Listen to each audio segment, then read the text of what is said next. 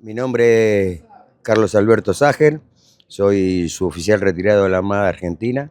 En el conflicto bélico estuve en el destructor Bullar, que era el que acompañaba al crucero General Belgrano. Vivo en Potrero de los Funes hace más de 37 años, así que me considero un puntano más. Y pertenecemos al Centro de Veteranos 2 de Abril, que está en Belgrano 321.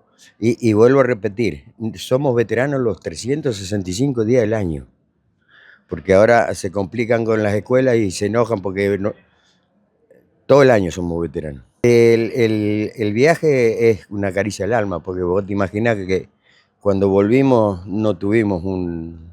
Bueno, con Poggi, gracias a Dios, cuando volvimos de que fuimos a Malvinas nos recibieron bien, gracias a Dios, el pueblo de San Luis. Así que es una caricia al alma, así que todas las expectativas juntas.